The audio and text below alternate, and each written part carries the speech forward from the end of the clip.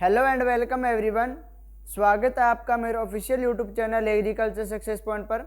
और आज अपने पढ़ेंगे बफरिंग के बारे में। ठीक है, बफरिंग क्या होती है, बफर फॉर्मेशन कैसे होती है, बफरिंग कैपेसिटी किसको बोलते हैं, कौन कौन से फैक्टर हैं जो बफरिंग कैपेसिटी को इफेक्ट करते हैं और इसकी इंपॉर्टेंस क्या है। एक छोटा सा चैप्टर है, हालांकि सोयल केमिस्ट्री के अंदर लगभग सारे ही छोटे छोटे टॉपिक हैं, लेकिन इससे क्वेश्चन बहुत ज़्यादा बनते हैं। ठीक है, तो आपको ये क्वेश्चन जो टॉपिक है वो अच्छे से समझना है। आज की क्लास के अंदर अपने बफरिंग के बारे में पढ़ेंगे। कल की जो क्लास थी उसके अंदर अपनों ने पढ़ा था पीएच के बारे में। ठीक है, आई होप कि वो लेक्चर आपको अच्छा लगा होगा। ठीक है, यदि आपने वो क्लासेस नहीं ली है तो उसका लिंक आपको डिस्क्रिप्शन में मिल जाएगा, वहाँ से आप वो क्लास ले सकते हैं। तो आज अपने स्टार्ट करने जा रहे हैं बफरिंग के बारे में। यदि आप चैनल पर नए हैं तो चैनल को सब्सक्राइब करके बेल आइकन को जरूर दबा देना, ताकि मेरी हर वीडियो का नोटिफिकेशन आपको मिल सके। और वीडियो को लाइक ज़रूर कर देना। और आपको एक खुशखबरी भी बतानी है आप सभी को, एग्रीकल्चर स्टूडेंट्स को। ठीक है, वो अपने एक बार थोड़ा सा बफरिंग चैप्टर कंप्लीट कर लेते हैं, उसके बाद में अपने उसके बारे में बात करेंगे।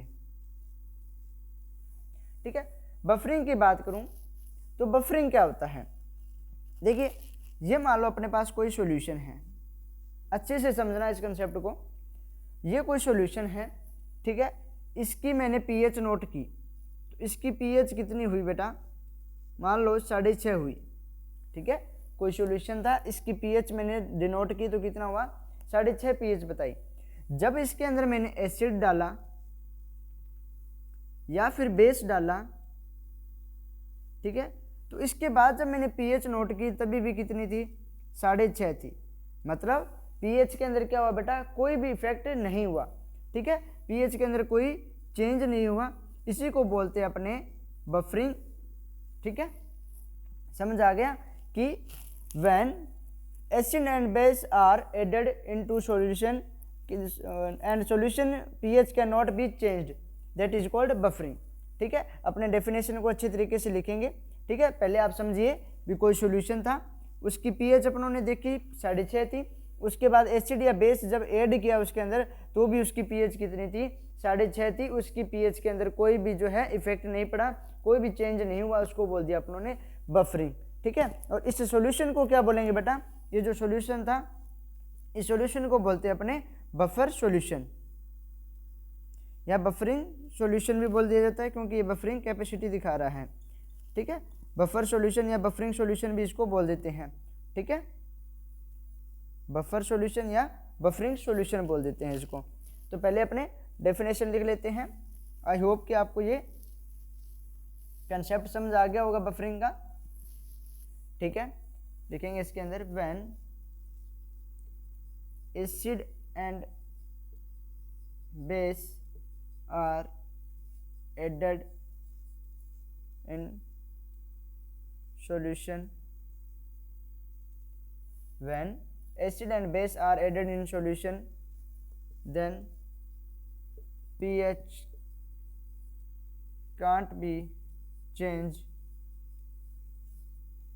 that is called buffering। उसको क्या बोलेंगे, बफरिंग। ठीक है, and solution is called buffer solution।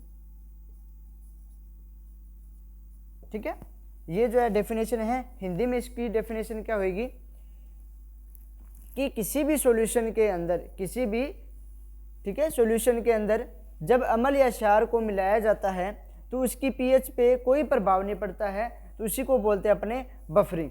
ठीक है, अब देखिए कंपटीशन एग्जाम के अंदर बफरिंग कैपेसिटी के बारे में आता है कि बफरिंग कैपेसिटी क्या होती है। कई बार बफरिंग के बारे में भी पूछ लिया जाता है, तो अपने पहले बफरिंग की डेफिनेशन पढ़िए, इसके बाद बफरिंग कैपेसिटी की पढ़ेंगे। ठीक है, ठीक है, तो कोई ऐसा सॉल्यूशन जिसके अंदर अपने एसिड या बेस यानी अम्ल या क्षार मिलाएंगे तो उसकी पीएच पे कोई प्रभाव नहीं पड़ता है, तो उसको बोलते हैं अपने बफरिंग। ठीक है, नेक्स्ट अपने बात करते हैं बफर फॉर्मेशन की।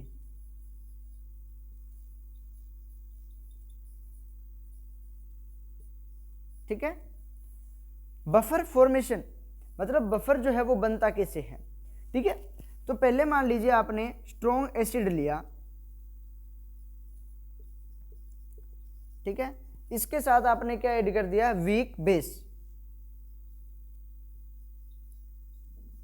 ठीक है। मतलब स्ट्रॉन्ग एसिड और वीक बेस से एक अपनों ने सॉल्यूशन बना लिया, उसको क्या बोलेंगे, अपने बफर बोलेंगे। या दूसरा इसका क्या टाइप हो सकता है कि आप वीक एसिड ले लो और स्ट्रॉन्ग क्या ले लो आप, बेस, ठीक है। तो इस प्रकार से बफर की फॉर्मेशन होती है, ठीक है। Strong acid plus weak base, तो ये भी एक बफर कहलाता है। या वीक एसिड और स्ट्रॉन्ग बेस हो तो इसका जो सॉल्यूशन होता है वो भी क्या कहलाता है, बफर कहलाता है। तो इसको एक बार नोट कीजिए अच्छी तरीके से। इसके बाद में अपने बफरिंग कैपेसिटी के बारे में पढ़ेंगे।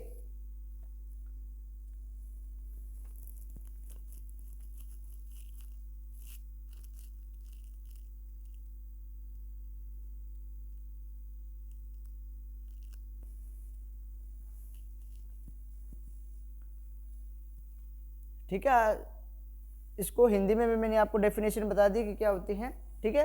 और एक चीज़ याद रखना, जो भी हिंदी मीडियम का स्टूडेंट्स है वो इन डेफिनेशंस को इंग्लिश में पढ़ना स्टार्ट कर दे, क्योंकि आगे यदि आपने एमएससी करनी है तो आपको बहुत परेशानी आएगी, क्योंकि एमएससी के अंदर पूरा जो है इंग्लिश के अंदर ही मैटर मिलता है अपने को, ठीक है। तो आपको ये टर्म्स जो है वो अच्छी तरीके से इंग्लिश में याद होनी चाहिए, और कुछ मेन पॉइंट्स भी आप इंग्लिश में याद कर सकते हो, ठीक है।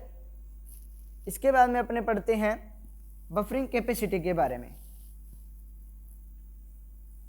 बफर क्षमता, ठीक है, हिंदी में क्या बोलते हैं, बफर क्षमता।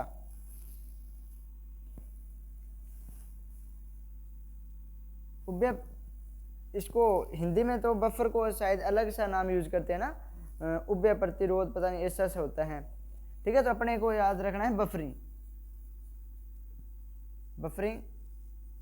कैपेसिटी, ठीक है। बफरिंग कैपेसिटी क्या होती है, देखिए ये मान लो अपनी कोई सॉइल है, ठीक है। इसके अंदर मैंने कोई भी एसिड फैक्टर डाला, चाहे कोई बेस फैक्टर डाला, ठीक है। तो इसकी जो पीएच थी उसके अंदर कोई चेंज नहीं हुआ, इस सॉइल ने अपने पीएच को मेंटेन करके रखा था। तो इस सॉइल की जो मेंटेन करने की जो क्षमता थी उसी को बोलते हैं बेटा बफरिंग कैपेसिटी, ठीक है। अच्छे से समझ आ गया होगा कि कोई सॉइल थी, जब उसके अंदर कोई एसिड या बेस फैक्टर डाला तो उसकी पीएच के अंदर कोई इफेक्ट नहीं पड़ा, उसको क्या बोलते हैं, बफरिंग कैपेसिटी बोलते हैं। तो अच्छे तरीके से समझ आ गया होगा, ठीक है, कि बफरिंग कैपेसिटी क्या होती है, ठीक है। अब अपने इसकी डेफिनेशन लिख लेते पहले। कैपेसिटी ऑफ, हिंदी में भी लिखाऊंगा definition, capacity of soil to maintain their pH after adding of acid and base factor, that is called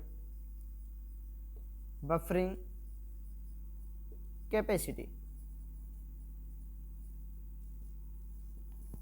अच्छे तरीके से समझ आ गया होगा बेटा बफरिंग कैपेसिटी क्या होती है। अब देखिए हिंदी मीडियम वाले अच्छी तरीके से नोट करना, मृदा की वह क्षमता जब उसके अंदर अम्ल या क्षार मिलाने पर भी उसकी पीएच में कोई परिवर्तन नहीं होता है, तो मृदा की वह क्षमता क्या कहलाती है, बफरिंग कैपेसिटी कहलाती है, ठीक है ना। तो ये अच्छे तरीके से इसको पहले आप नोट कीजिए कि कैपेसिटी ऑफ सॉइल मतलब मृदा की क्षमता, टू मेंटेन देयर पीएच मतलब अपनी जो पीएच है सॉइल की उसको मेंटेन करके रख रही है, कब, after adding of acid and base factor. कोई भी आपने एसिड या बेस फैक्टर जब उसके अंदर डाला तो उसकी पीएच में कोई इफेक्ट नहीं पड़ा, तो वो सॉइल की जो कैपेसिटी है वो क्या कहलाएगी, बफरिंग कैपेसिटी कहलाएगी, ठीक है। इसके बाद में अपने पढ़ते हैं बेटा जो फैक्टर है वो कैसे इफेक्ट करते हैं बफरिंग कैपेसिटी को, ठीक है। फैक्टर अफेक्टिंग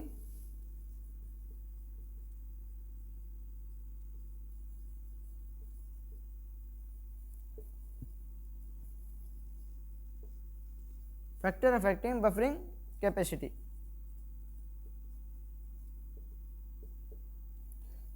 कि जो बफरिंग कैपेसिटी है उसको कौन कौन से फैक्टर अफेक्ट करते हैं, फैक्टर अफेक्टिंग बफरिंग कैपेसिटी। अब देखिए इसके अंदर आप एक कंसेप्ट समझ लीजिए, जैसे अपने सोइल फिजिक्स के अंदर कोई भी जब किसी भी टॉपिक के फैक्टर अफेक्टिंग पढ़ रहे थे तो सबसे पहले अपने क्या पढ़ रहे थे बेटा, पोरोसिटी के बारे में देख रहे थे, है ना, कि पोरोसिटी को कैसे इफेक्ट कर रहा है। उसके बाद अपने सैंड सिल्ट क्ले के अंदर जो है सारा कुछ मैटर समझ लेते थे। ऐसे ही यहाँ पे आपको क्या समझना है, बफरिंग वाले के अंदर CEC को समझना है, कैटायन एक्सचेंज कैपेसिटी। ठीक है, तो पहला फैक्टर मैं ले रहा हूँ CEC, कैटायन एक्सचेंज कैपेसिटी। अब देखिए जो कैटायन एक्सचेंज कैपेसिटी होती है वो जब बढ़ेगी तो बफरिंग कैपेसिटी भी बढ़ेगी, यदि CEC घटेगी तो बफरिंग कैपेसिटी भी घटेगी। मतलब ये इसकी क्या होती है, समानुपाती होती है, CEC proportional to buffering capacity. ठीक है, इसको BC लिख रहा हूँ मैं शॉर्ट फॉर्म में, समझ जाओगे आप, बफरिंग कैपेसिटी। मतलब CEC को बढ़ाऊंगा तो बफरिंग कैपेसिटी बढ़ेगी, यदि बफरिंग कैपेसिटी घटेगी तो CEC भी घटेगी। ठीक है, इस कंसेप्ट को लेके चलना है। तो इसके बाद मैं आपको सेकंड पॉइंट बताने जा रहा हूँ, ऑर्गेनिक मैटर। अब ऑर्गेनिक मैटर में क्या आता है बेटा, ह्यूमस आती है। ठीक है, तो ह्यूमस की CEC मैंने आपको बताई थी क्या होती है, ज़्यादा होती है, सबसे ज़्यादा ह्यूमस की होती है CEC। कैटायन एक्सचेंज कैपेसिटी कितनी होती है ह्यूमस की, तो 150 से 300 होती है। ठीक है, तो ऑर्गेनिक मैटर की CEC ज़्यादा है, मतलब इसकी बफरिंग कैपेसिटी भी बेटा ज़्यादा होगी। ठीक है, तो आप इसको कैसे लिखोगे, जब ऑर्गेनिक मैटर बढ़ेगा, ठीक है, तो CEC भी क्या होगी, बढ़ेगी और बफरिंग कैपेसिटी भी बढ़ेगी। ठीक है, नेक्स्ट अपने पॉइंट ले रहे हैं pH को। ठीक है, pH बढ़ेगी। अब इसको अच्छी तरीके से समझिए, ये मान लो अपना pH स्केल है 0 1 2 3 4 5 6 7 8 9 10 11 12 13 14। ठीक है, ये अपने आ गया pH स्केल। अब देखिए जैसे यहाँ से 0 से 14 की तरफ चलते हैं तो बेटा क्या होता है, जो कैटायंस होते हैं उनकी अमाउंट बढ़ती है। ठीक है, जो कैटायन होते हैं वो क्या होते हैं, बढ़ते हैं। जब 0 to 14 की तरफ चलते हैं तो कैटायन की अमाउंट बढ़ रही है। अब देखो यहाँ पे pH कम थी, यहाँ पे pH बढ़ी, यहाँ पे pH बढ़ी, यहाँ पे pH बढ़ी, तो pH क्या हो रही है बेटा, बढ़ रही है। तो कैटायन भी क्या हो रहे हैं, बढ़ रहे हैं, तो कैटायन के एक्सचेंज होने की कैपेसिटी भी बढ़ेगी। ठीक है, समझ आ गया कि pH बढ़ रही है मतलब कैटायन भी बढ़ रहे हैं, और कैटायन बढ़ रहे हैं तो कैटायन का जो एक्सचेंज होगा वो भी ज़्यादा होएगा, तो कैटायन एक्सचेंज कैपेसिटी भी बढ़ेगी। तो यहाँ पे लिखिए कि pH बढ़ेगी तो कैटायन एक्सचेंज कैपेसिटी भी बढ़ेगी, मतलब बफरिंग कैपेसिटी भी बढ़ेगी। ठीक है, नेक्स्ट पॉइंट है जैसे क्ले कंटेंट। ठीक है, अब क्ले कंटेंट की बात करूं तो क्ले के अंदर बेटा होता ही क्या है, सबसे ज्यादा कौन सा मिनरल होता है क्ले के अंदर, तो मैंने आपको बताया था मोंटमोरिलोनाइट और वर्मिकुलाइट। ठीक है ना, अब देखिए मोंटमोरिलोनाइट है उसकी CEC भी क्या होती है, ज़्यादा होती है। ठीक है ना, तो इसकी क्योंकि ये देखिए केओलिनाइट, ठीक है, इलाइट और मोंटमोरिलोनाइट, इसकी मैंने आपको लिखाई थी 3 से 15, इसकी 20 से 40 और इसकी 80 से 100। तो मिनरल्स की बात करेंगे तो मिनरल्स में किसकी, मोंटमोरिलोनाइट की ज़्यादा है, मतलब क्ले कंटेंट के अंदर मोंटमोरिलोनाइट जो है सबसे ज़्यादा होता है। तो यहाँ पे क्या आ जाएगा कि इसकी CEC भी ज़्यादा होगी। ठीक है, और इसकी बफरिंग कैपेसिटी भी ज़्यादा होगी। मतलब जैसे जैसे क्ले कंटेंट बढ़ेगा बफरिंग कैपेसिटी भी बढ़ती जाएगी। ठीक है, तो ये जो है इसके फैक्टर्स थे। ठीक है, सबसे पहले अपने को CEC का समझना है, उसके बाद में ऑर्गेनिक मैटर का कंसेप्ट आ जाएगा, pH का आ जाएगा और क्ले कंटेंट का आ जाएगा। तो एक बार इसको अच्छे तरीके से नोट कीजिए, या स्क्रीनशॉट लेना चाहते हैं तो स्क्रीनशॉट भी आप ले सकते हैं। ठीक है, इसके बाद में अपने importance of pH bulk density की बात, बल्क कैपेसिटी की बात करेंगे, sorry buffering capacity.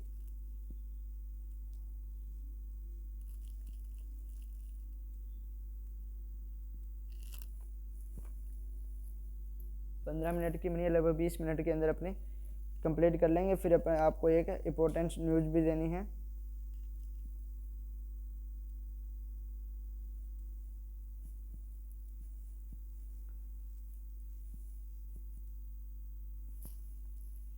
I hope कि आपने नोट कर लिया होगा।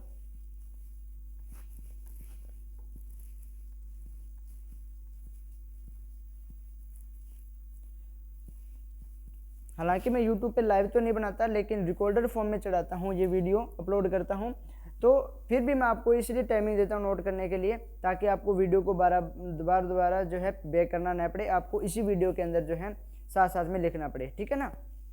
अब देखिए नेक्स्ट अपने बात करने जा रहे हैं इम्पोर्टेंस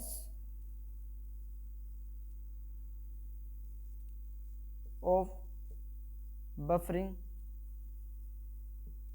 कैपेसिटी।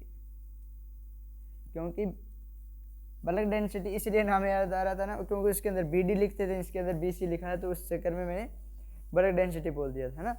तो देखिए इंपॉर्टेंस ऑफ बफरिंग कैपेसिटी की बात करते हैं, तो इसकी क्या इंपॉर्टेंस है।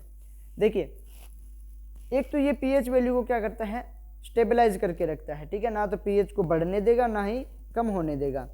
दूसरा क्या है, जो सोइल अमेंडमेंट्स होते हैं, मृदा सुधारक जो होते हैं, ठीक है, उनकी रिक्वायर्ड को भी ये डिनोट करता है कि कितनी रिक्वायर्ड रहेगी, ठीक है। तो देखिए ये सोइल अमेंडमेंट्स की बात करते हैं पहले।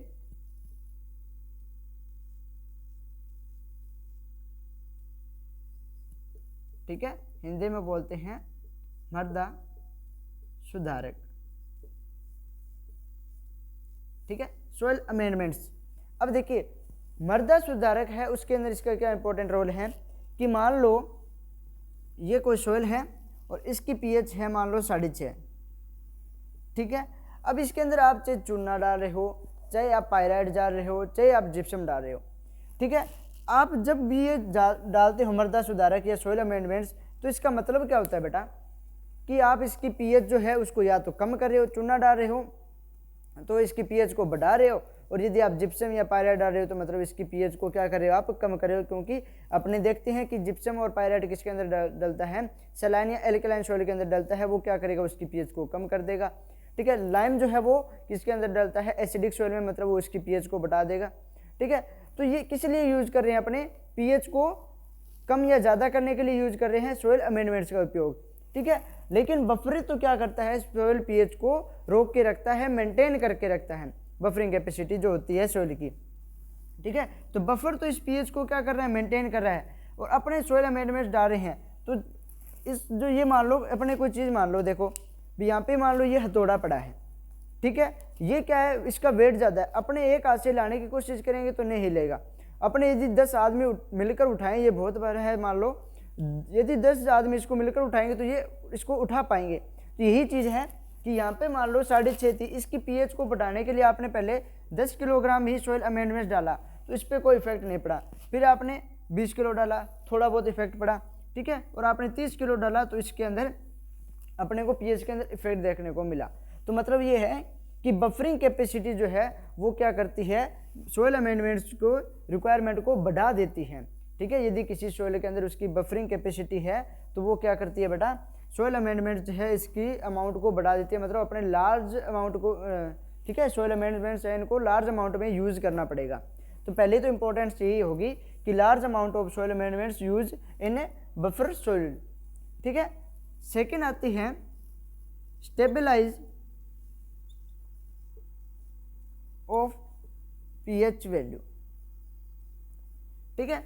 ये क्या करती है, जो pH वैल्यू है उसको स्टेबलाइज करती है, ठीक है, इसको इसी पे स्टेबल कर देती है। मान लो 6.5 pH है तो इस पे आप मान लो जैसे आपको एसिड फैक्टर डाल रहे हो, चाहे कोई बेस फैक्टर डाल रहे हो, तो इस पर कोई इफेक्ट नहीं पड़ेगा। लेकिन आप लार्ज अमाउंट में डालोगे तो ये जो है सोइल अमेंडमेंट्स वाला कंसेप्ट लगेगा, ठीक है।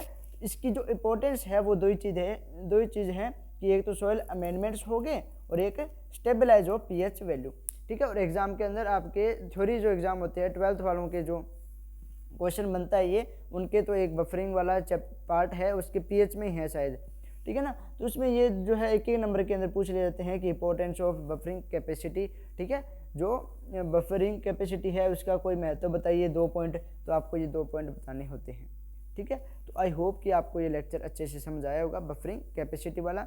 और जो न्यूज़ थी वो क्या थी कि आपके जो IBPS AFO का एग्ज़ाम होना है अभी प्रीलिम्स का, ठीक है ना, 30 या 31 दिसंबर को जो है आपका IBPS AFO का प्री एग्ज़ाम है, ठीक है। तो इसके अंदर आपकी जो 500 पोस्ट आई हुई थी, ठीक है, जब फॉर्म भरे गए थे तो कितने 500 पोस्ट के लिए भरे गए थे, लेकिन अब एक बैंक है उसने भी एक वैकेंसी दे दी है 54, ठीक है, शायद एशियन बैंक है उसने दी है, ठीक है, 54 वैकेंसी दी है, मतलब अपने टोटल कितनी होगी 554 वैकेंसीज होगी। और अभी जो है 2-4 बैंक और है जिन्होंने NR लिखा हुआ था, शायद वो भी आपके कुछ वैकेंसीज देते हैं, तो आपके रिक्वायरमेंट है और भी ज़्यादा हो जाएगी, 700 भी पहुँच सकती है यदि बैंक ऑफ बड़ौदा हो गया, ठीक है ना, तो ये जो यूको बैंक हो गया, ठीक है, तो ये कोई यदि बैंक देता है वैकेंसी तो आपकी नंबर ऑफ वैकेंसी जो है वो इंक्रीज हो जाएगी, ठीक है। अभी 54 वैकेंसी जो है इंक्रीज हो चुकी है। यदि आप चैनल पे नए हैं तो चैनल को सब्सक्राइब करके बेल आइकन को जरूर दबाना और ज़्यादा से ज़्यादा एग्रीकल्चर कम्युनिटी को इस प्लेटफॉर्म से जोड़िएगा। Thank you.